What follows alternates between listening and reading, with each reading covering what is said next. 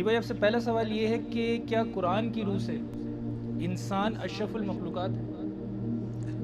جی، ان الفاظ کے ساتھ تو قرآن حکیم میں کوئی نہیں ملتی چیز. ایک جو آئی نا سورہ والتین میں، لقد خلقنا الانسان فی احسن تقویم، ہم نے انسان کو بہترین اٹھان کے اوپر اٹھایا ہے. تو یہ ایک تعریفی کلمات ہے.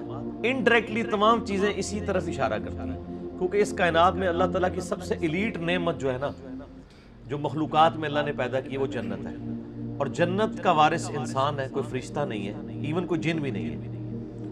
پھر آپ یہ دیکھیں کہ جتنے اللہ کے محبوب ترین بندے ہیں، انبیاء اکرام علیہ السلام، وہ انسانوں میں آئے ہیں، جنات میں نہیں آئے ہیں. کسی شخص سے اگر پوچھا جائے کہ اس کائنات میں مخلوق میں سب سے افضل شخص جو ہے وہ انسان ہے یا فرشتہ، تو کہیں گے انسان، محمد رسول اللہ صلی اللہ علیہ وآلہ وسلم. پھر فرشتے تو انسانوں کی خدمت میں بھی لگے ہوئے ہیں، ہمارے ساتھ اٹیچ ہیں، اور اللہ تعالیٰ فرماتا ہے حفاظت کے لیے. اور پھر سورہ المومن کے شروع میں آتا ہے کہ جو اللہ کے عرش کو تھامنے والے فرشتے ہیں، افضل ترین فرشتے، وہ بھی وہاں پہ یہی دعائیں کرتے ہیں کہ اے اللہ ایمان والوں کو بخش دے، ان کی بیویوں کو، ان کے بچوں کو جنت میں اکٹھا کر دے.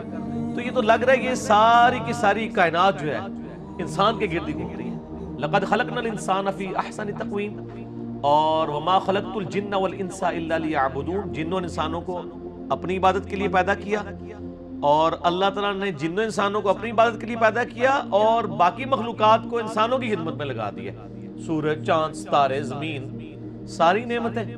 تو الٹیمیٹلی اس سے یہ رزلٹ نکلتا ہے. پھر فرشتوں نے سجدہ کیا انسان کو، اور وہاں پہ بھی ان کی علمی برتری ان کے اوپر ثابت کی گئی سورۃ البقرہ کے اندر، کہ وہ جانتے تھے، آدم جانتے تھے، وہ نہیں جانتے تھے.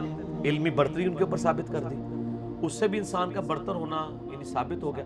تو قرائن تو یہی بتا رہے ہیں کہ اشرف المخلوقات یعنی ایک جو انسانوں میں، مسلمانوں کے ہاں تو یہ کم از کم عقیدہ پایا جاتا ہے.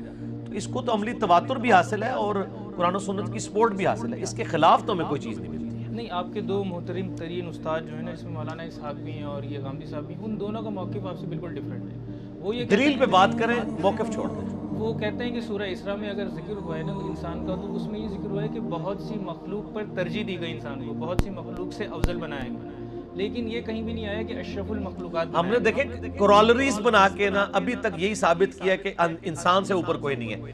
جنت کا وارث انسان، کائنات کی سب سے ایلیٹ نعمت مخلوقات میں جنت، اس کا وارث کون؟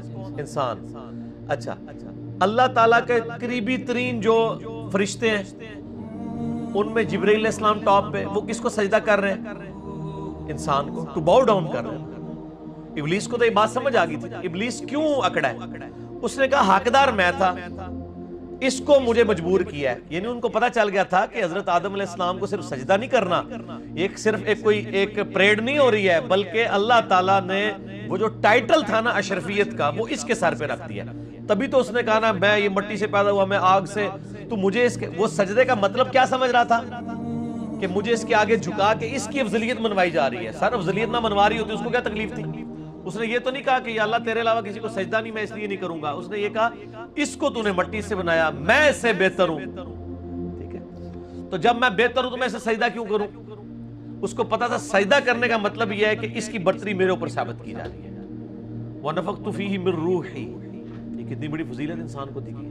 تو الٹیمیٹلی ہر چیز ثابت کر رہی ہے. اب جو کہہ رہے ہیں نا کہ انسان مخلوقات میں باقی مخلوقات سے نیچے ہے، دلیل وہ لے کے آئے. ہم نے تو ہر ایک قرائن سے ثابت کر دیے کہ باقی مخلوقات سے بہتر ہے. دیکھیں بڑی بڑی مخلوقات آپ کے علم میں کیا ہے؟ جن، فرشتے اور انسان. چوتھی تو کوئی مخلوق نہیں ہے نا. آپ یہ تو نہیں کہیں گے نا ویل مچھلی بہتر ہو سکتی ہے، جانور تو سارے نیچے آ گئے.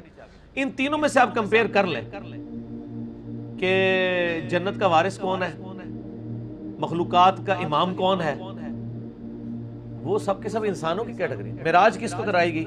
انسان کو. اچھا، اس سے بڑی بات مجھ سے، میں ٹیکنیکلی اسپیکنگ، دو مختلف لوگ ہیں. ایک وہ آدمی ہے جو اپنی چوائس سے اپنے رب کو چوز کرتا ہے، جبکہ اس کے سامنے خدا کے مخالف کا راستہ بھی موجود ہے اور وہ اٹریکٹفل بھی زیادہ ہے، لیکن وہ اپنے نفس پہ قابو پا کے خدا کا راستہ اختیار کرتا ہے. کیا وہ بندہ اس بڑی ول کے ساتھ مقام حاصل کرے گا، یا وہ شخص جس کے سامنے برائی کا راستہ نہیں، اس کے پاس دوسری چوائس ہی کوئی نہیں ہے خدا کو چوز کرنے کے سوا؟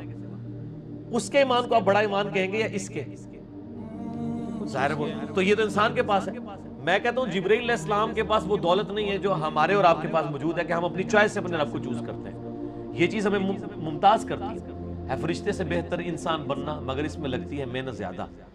وہ کیوں کہا گیا؟ وہ اسی لیے کہا گیا. اچھا پھر روح امین جو فرشتوں کے سردار ہیں، اور فرشتے لیلۃ القدر میں سکینت نازل کر رہے ہیں کس کے اوپر؟